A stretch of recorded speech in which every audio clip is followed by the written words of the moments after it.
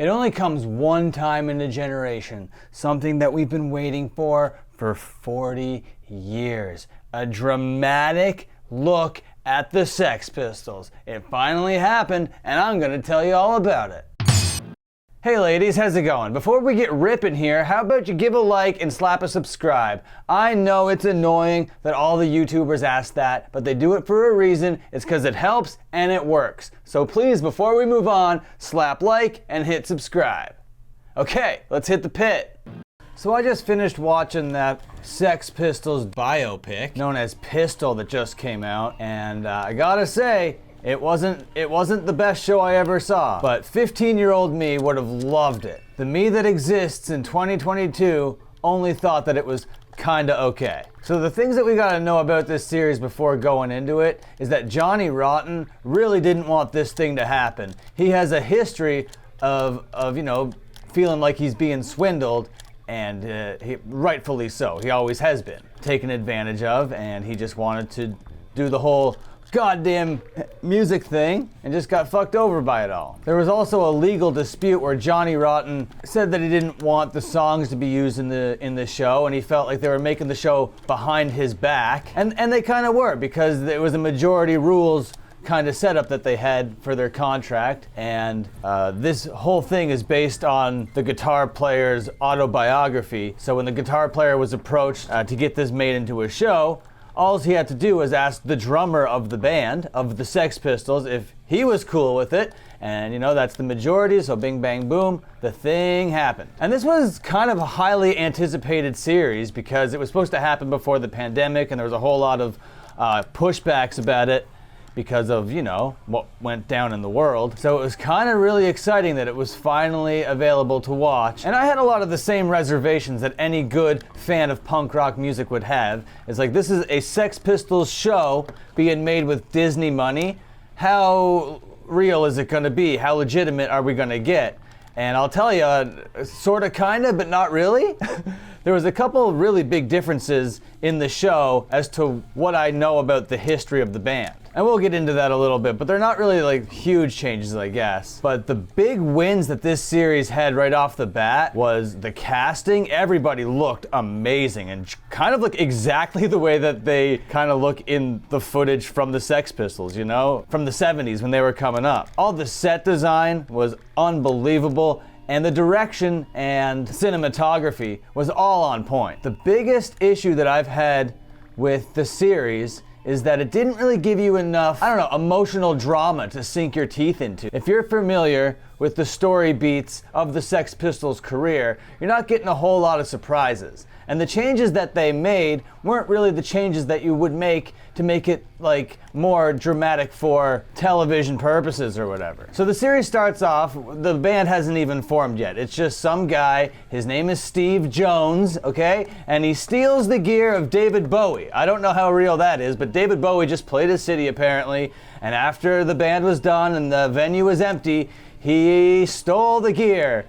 And it was really quick and seamless and easy, and he got to like pretend to be Bowie for a bit too. Really cool and cute how that worked out for him. So right off the bat I was like, okay, so this is the kind of show we're getting.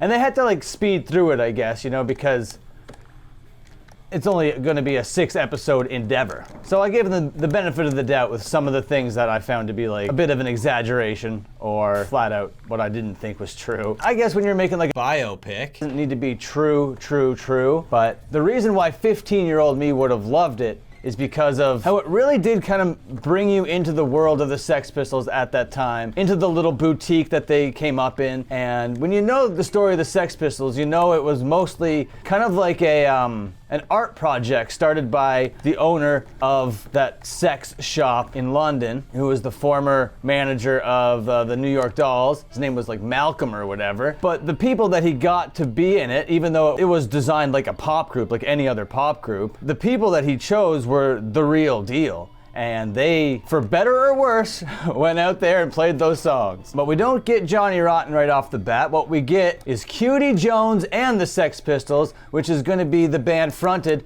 by Steve Jones at first. He stole this gear, Malcolm really loved him, oh my god, this guy's going to be a star, he's the real deal. But then he gets a live gig after being almost thrown in jail and he chokes and he can't be the singer, blah, blah, blah. And it's because his dad was mean to him. And like, that would have been something that you could have put in there to make me feel something for the Steve character. But it was done so haphazardly that I couldn't give any fucks about it. It was just like this one little scene of small Steve in his room with his obviously stolen train set and his stepdad being real mean to him. He's like, why are you with my mom? My mom had a guy that made me who didn't stay around or whatever.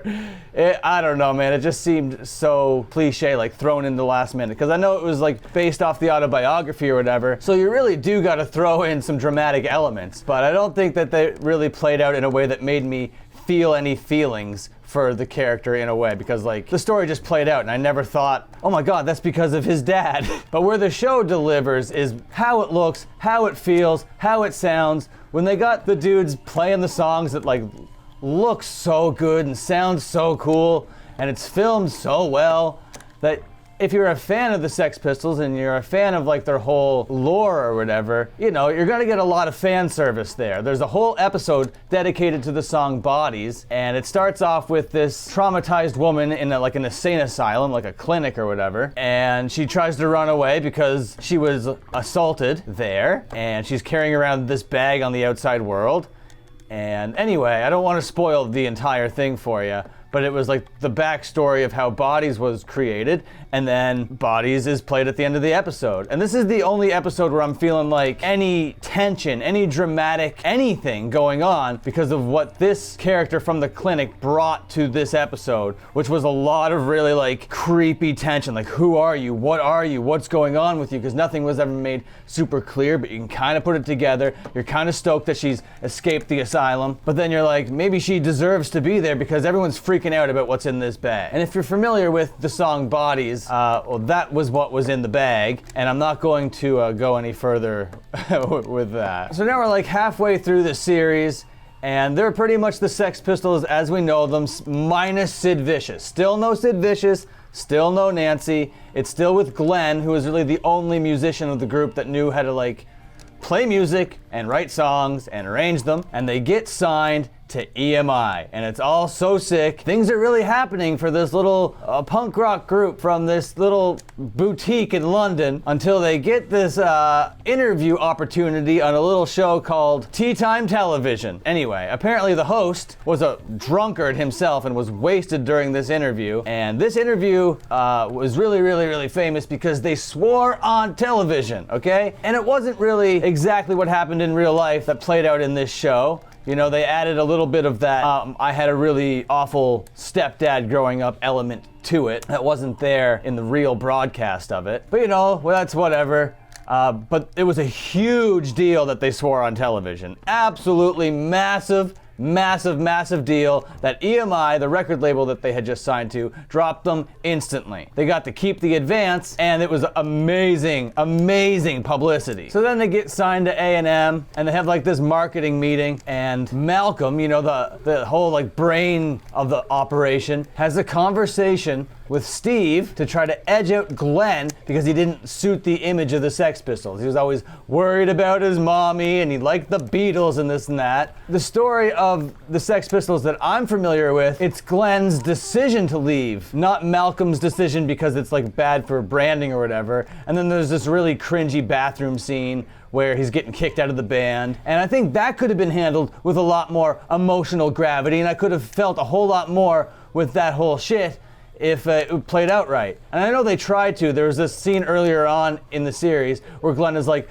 playing bass means a whole lot to me and being in this band is the best thing that ever happened to me, but it was glanced over. It was just like, piss and you'll miss it kind of thing, So yeah, the deed is done, Glenn is out of the band, and in walks Sid Vicious, who, if you are familiar with the story, was supposed to be the initial singer, but they got it wrong at the beginning, so then John Lydon became the singer, blah, blah, blah, blah, blah, and now Sid Vicious is now a part of the band. And that's great, because Johnny Rotten now finally has a friend in the band. So we get all the way to the 5th episode without Sid or Nancy, and then in the 5th episode, they do the episode based all around Sid and Nancy. But since there's that whole movie called Sid and Nancy, they couldn't call this episode that. So what they did was super clever. They called it Nancy and Sid. You know, and this episode just really does explore how Sid Vicious knew absolutely nothing about bass, and he was all about the image, and you know, and that's where his priorities were, you know, and that's okay. There was this like ridiculous scene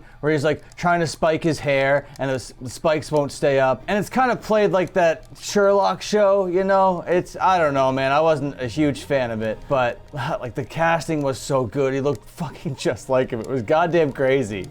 And in this episode is the episode with the whole Jubilee, and if you're familiar with the Jubilee, you know, nobody wanted to play the Sex Pistols in the UK because they were so controversial that they had to like rent out a boat and play their music during the Queen's Jubilee just to get heard. And yes, they got heard, and in the charts, their name was censored out because they indeed did go to #1. The DJs wouldn't play their music, and their name was censored all across media, which totally made them the coolest thing in the world, by the way. So now all the kids are starting to be punks on London streets, you know? It's 1977, and their record's coming out. It's a beautiful time to be alive for the Sex Pistols.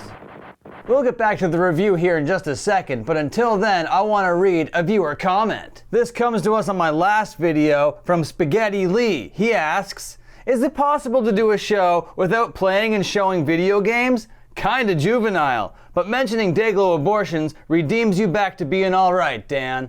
And I got a couple things to say about this. We're on YouTube, we're making videos, and we're talking punk rock. What about any of that doesn't sound already juvenile? I might as well throw another monkey wrench into the mix, and that's going to be video games, because like I said in one of my earlier videos, I'm throwing out content nets, and what I'm getting in return is a bunch of 50-year-old fish, okay? And I love having you guys around. It's so sick. You've been around since the beginning of all this sort of stuff. Your history is interwoven with this stuff's legacy, and I totally get that and respect that. But when I throw out that content net, I need to be bringing in a more bountiful demographic. And what's the biggest genre on YouTube? That's gaming. I'm going to be playing a couple video games in a couple videos going forward, and I hope that's okay. And here's another thing that they got a little bit differently from the way that I understand the Sex Pistols story. And I'm not saying, I'm not any Sex Pistols like aficionado or historian or anything, but the way that I understood the Nancy kidnapping situation is that Malcolm did it, not Steve, and Nancy escaped by breaking open the back of the van and running away. All right? That is not how this played out in the show. In the show, Steve got her all hopped up on heroin, brought her to the airport, and she got on the plane no problem, but she returned during the Jubilee. And during the Jubilee is when, you know, Sid was supposed to be playing the bass. He totally dropped playing the bass because Nancy's back, and I gotta be there for my Nancy. And another opportunity that they failed for making me feel any sort of way towards these characters is Steve had this like romantic relationship going with the employee of the shop that Malcolm owned, okay? And I don't know why I'm only mentioning Malcolm. It was clearly like Vivienne Westwood's vision, and it was totally her idea that Malcolm appropriated, and he was like, this gives me a great idea to make a band. So it was really all her, and she was the total mastermind behind the entire punk movement, behind the entire punk aesthetic, and it's actually disrespectful of me to have not mentioned any of that so far. But this relationship that Steve had with the employee of this boutique really could have been an opportunity to make me feel feelings and stuff, but it was really just like, he wants to sleep with her. They almost sleep together. Oh wait, now they're sleeping together and playing music together for a little bit. Oh wait, she's actually really good at music, but feels rejected and isn't playing music in a band, even though she's around, you know, a manager of bands and other bands and musicians, and she's all left behind. And that really could have been fucking explored to make me feel any sort of feeling, but it wasn't. The events just played out like, this thing happened, then this thing happened. Oh, remember this thing? Hey, you fans, remember this song? Well, here's how they wrote the song. Isn't that fun and cute? And I guess maybe if someone, maybe who's 16 right now, who hasn't been exposed to rock music, because rock music hasn't been popular in a fucking dog's age, let alone punk rock music, maybe this will serve as like a kind of way to make them understand the kind of like rebellious nature of all the stuff that went down back then. And it's not just like, you know, old boomer head shit. Because a lot of the stuff is fucking cool. A lot of it looks sick, a lot of it sounds sick. It's just a really cool like aesthetic and lifestyle, obviously, which is why everybody tried to appropriate it, and which is why the legitimate people wanted to like weed out the posers and stuff. And that's explored a little bit too. They actually kind of do get around to quite a bit in 6 episodes, but I still didn't feel a whole lot of feelings. I was just like, oh yeah, true, that. Oh, and also that. That's cool. I'm glad that they did that. But I was also thinking, oh, I wonder how they're going to handle the Jubilee. I wonder how they're going to handle the tea time television thing. And when those things happened, I was just like, oh, well, that's kind of cool. Now I feel like I was there when it was all happening, because it was in 4K and it looked exactly like the characters. So there are moments, there were snapshots that were so cool and that were actually very, very sick to witness, if I'm being honest with you. But with a story that has so much drama and is so relevant to so many people around today, I think a lot more emotional arcs could have been explored. That's all I'm saying. So by the end of that Nancy and Sid episode, Steve has broken up officially with that employee girl. Nobody wants them in the UK, you know. Their new record label, A&M, also dropped them, which they got to keep all the money from. And now Richard Branson of Virgin wants to sign them, which is cool because he likes all the controversy. So they go play America, but not New York, not the glitzy, glamoury cities. No. Malcolm sends them to the South, where he's sure people are gonna hate them. And the way that all that plays out in the show is pretty neat. You know, it's pretty cool. Their last ever show in San Francisco, which is like, you know, a part of history. But like any good biopic, it doesn't really take full form until the very last episode. And now you're like, oh yeah, this is the Sex Pistols that I know. The guys that are just like cutting themselves up on stage and doing a bunch of heroin. Yeah, that's what I think of. I think of Sid and Nancy. Whereas most of this series does a really good job at letting the audience know that that wasn't really what the Sex Pistols were like for the most of the time that they were around. They had this guy named Glenn who could actually kind of rip and wrote the songs and showed them all how to play their instruments. There's this scene in the last episode, I don't want to give it too much away, but there's an ultimatum by Johnny Rotten. He's like, yo Steve, it's either Malcolm or me. And then they do this band meeting and they choose Malcolm, and Johnny Rotten walks out. So now Sid is going to be the star, and they go make this movie with a train thief down in Brazil or whatever. And that's where they do the very famous Sid Vicious version of My Way by Frank Sinatra. And it's fucking really weird, man. Nancy comes down, she's like basically helping him write it. And then in the next scene, it's Nancy in a pool of her own blood, and Sid going, Nancy, what are you doing in your own blood? And then he gets arrested for murder, and then he gets put out on bail, and all this happens so quickly. And it's just like the very, very last part of this series is like, okay, now we're gonna do all that like murder stuff that people are still wondering about to this day. We're gonna do it all really, really quickly. Oh, and that girl that was just like the employee that could have been like emotionally explored in some way. Oh, she's actually the lead singer of the Pretenders. You're like, oh, okay, cool. And she's backstage like, having such a hard time, I'm about to go on stage, I've been doing this my whole life. And it's like, oh, have you heard about Sid? He's a dead man right now. So do I think that you should watch this thing? Maybe. If you're a Sex Pistols fan, yeah, seek it out. You're gonna enjoy it. There's a lot of like fan servicey things, and they really do a good job of capturing all the stuff. You'll be pointing at the screen going, oh yeah, that person. Oh yeah, that thing. I know that thing. That's cool. Oh, that song, that's cool. Oh, I know the story behind that. That's cool how they did that. That's really neat. I would really love it if everybody was on board, if Johnny Rotten really came together and was like, hey, you know what, this isn't that bad, but it is kind of like Disney World. It's like Sex Pistols Disney Worldified a little bit, you know? They do throw in some boobs, and they do throw in some swearing to make it less like family-friendly Disney-ish feeling, you know, which is really nice. But they do breeze through a lot of things. So I gotta give this thing a final rating, a final grade. As weird and just like entertainment-y as it all was, that's exactly what it was supposed to be. And I gotta give it, you know, some wiggle room for being a little bit corny. Like in retrospect, looking back at me watching it yesterday, I enjoyed it. I was like, okay, I want to watch the next episode. It didn't feel like a slog. It didn't feel like something I was uninterested in doing. It didn't feel like something I was doing merely for the channel or whatever. I wanted to do it, and I did it, and here we go. I'm giving this thing a 6 out of 10. Okay, and that's going to be about it. If you liked it, slap like. If you disliked it, dislike. Sound off down there in the comments, and I might read your comment in a future video. And until my next upload, watch another upload.